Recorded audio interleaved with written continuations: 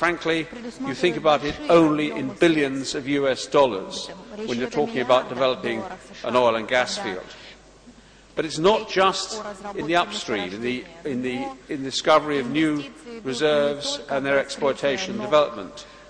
The company is engaged in major industrial investments in, for example, the refinery at Atara, which is a major upgrading of its capability. And the pipeline projects, I think some of them have been shown on the slides during the coffee break. These are huge projects which, to I thinking of with our Chinese friends, taking oil and gas out for overseas sale. Over the next 10 years, Kazmuna Gas will increase its production of crude oil by about 66%. That is a huge increase because, as I said at the beginning, we are starting from already quite a large base. So this is a very, very big challenge. But let me turn, because I think part of this session was talking about investments and what makes good investments. The sheer fact of life is that in the oil and gas industry, you very rarely want to do it alone. You don't want to do it alone because it's very, very expensive. They're very high risks. Around the world, the industry consists of partnerships, joint ventures, cross-shareholdings, and it's often a mixture of both private companies and public companies. And that, creating that environment, which there can be that cooperation and collaboration, is, I think, very, very important if we are to achieve the successful development to the next stage of the Kazakh oil and gas industry. In fact, it is a tribute to where we are, and as my previous speaker spoke about the mining industry, it is true in the oil and gas industry as well, that the framework that the government has provided is a very important aspect of attracting those partners who we have to have. There is absolutely no way that the complexity of the development of these oil and gas fields can be done by one company alone. No private single company would want to do that. They would always want to spread the risk because the sums involved are huge. The technical challenges are huge. I want to just say, though, that though I think we have a relatively good position, one thing that partners need is broad stability.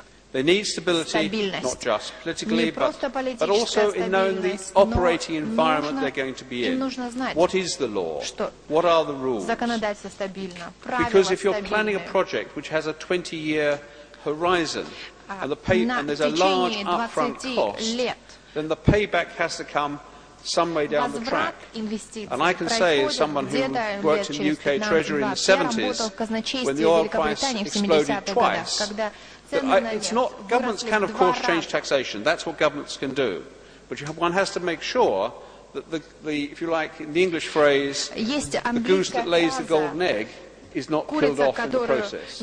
So tread carefully in this area when there are such a large projects at stake. But I just wanted briefly to say to some people why the oil and gas industry has this wish always to be in ventures with other partners. Some of it is simply sheer technology. It is now extremely complicated finding oil and gas, defining the reservoir, knowing how to exploit it. These are now technically very difficult. Here in Kazakhstan, we have the second other good reason, which is operational.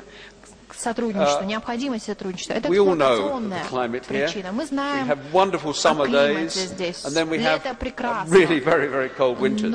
Think about that as an operating environment for an oil and gas project. It is quite the harshest climate you can envisage. But it's not just the climate. The oil and gas that is now being found is actually quite technically difficult to develop. Take the North Caspian.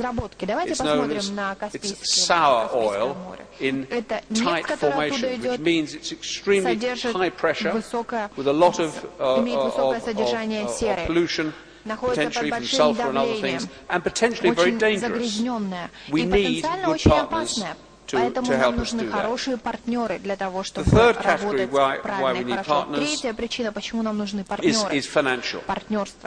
These projects are running to tens to hundreds of billions of dollars. This is not a small business. Frankly, almost all private companies would also want to have other partners because the sheer risk of putting all your investment in one project is actually probably more of a financial risk than people would want to take. We need also to find ways of financing this important development program. We can do it with our partners in the finance industry, where we have been very successful at various bond issues and had support of Samruk Kazina in doing that. We can do it from some of our own subsidiaries generating surplus to their own investment plans. But I have to say, there are lots of different parts of Kazmuna Gas which have excellent projects which they would like us to fund. So there is an embarrassment of riches in a very real way.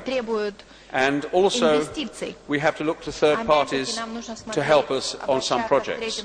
There are projects like, I think, the Pearl project, which Shell is in venture with us on, where they are paying the cost of it in exchange for substantial equity interest. So there's a mixture of ways in which we can fund these projects going forward. What I will say to this meeting, and very firmly, is that if anybody thinks they can do it alone, please go and choose another industry to play with. Because those countries which have chosen to do that, and it is a measure of the wisdom and statesmanship of this country that it hasn't, but those who have, and I think of Iraq, I think of Libya, have seen their oil and gas industry wither away. They've now changed their mind. They've now decided that actually they do want partners, and they are very rapidly seeking to come back into the international industry. That, of course, presents a challenge for us in Kazakhstan and Kazmuna Gas, because some of these oil fields, which have been massively neglected, are relatively easy to produce from, I am told. I'm not an expert on them, but I'm told. And so we could actually see another competitive challenge coming up to us. So though the fields are here, though there is significant investment and we have many partners, I think we have all the BRICS, including India. We don't think we have Petrobras yet, but maybe one day.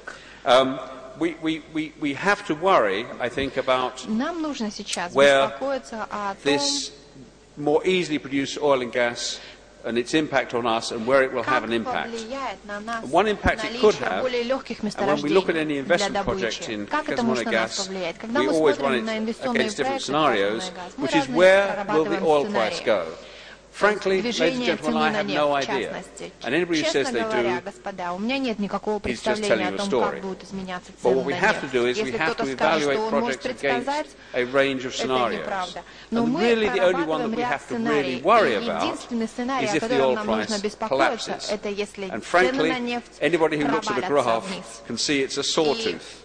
It may be against a slightly rising trend for a while, but even then you get a sawtooth effect. And if it's a downward trend, you sometimes overshoot and go lower than otherwise. So, looking at investments, what we have to be concerned about is also where the oil price is going. I think it helps us again here to be in partnership, because then we can have the robustness of another partner's view about something which is probably fundamentally unknowable. I want to finally say something almost where I began. We have a substantial oil and gas industry in this country. One of the things we look at when we're looking at an investment is what is the local content? How are we going to get more value added here within Kazakhstan? And the value added is also in the heads and minds and skills of people. So one of the conditions we want to increasingly push amongst to our partners is that they have substantial programs to develop Kazakh people in the skills across a whole range of oil and gas expertise. I think we need to be even more aggressive in trying to push that with our partners. We need to recognize those companies which actually make a significant investment, not just of money, but of people in the country and trying to develop it as a full business. Looking forward, we have a huge challenge. That is a very, very large increase in production. I think the role we have is to try and develop our skill in doing those projects, focus on that, and hopefully thereby provide ultimately resources for the decade after next. I think the next decade we will be consuming resources, not exporting them. Спасибо большое Питеру Лейну. Ну, мы прослушали с вами выступление представителя горнорудной промышленности, нефтегазовой промышленности. Сейчас я хотел бы перейти к ядерной индустрии, к урановой промышленности и с удовольствием предоставить слово вице-президенту китайской Гуандонской ядерной энергетической корпорации господину Тан Жан Шенгу, нашему партнеру.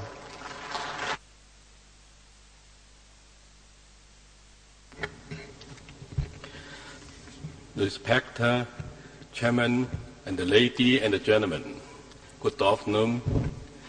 My today's topic speaker is brighter future for Sino-Kazakh cooperation in clean energy. Today, we come together to the beauty Astana for this important conference. In the critical time of the world economic recovery, it is for green the Strategii to hold a meeting on the subject of the Treasury 2013, the way it sustainable development on the behalf of China Guangdong nuclear power. I wish the meeting a green success. Also, I have like to extend my congratulations in the second anniversary of the Samluk Kasana on December 18 of the 2009 in the leader of the meeting.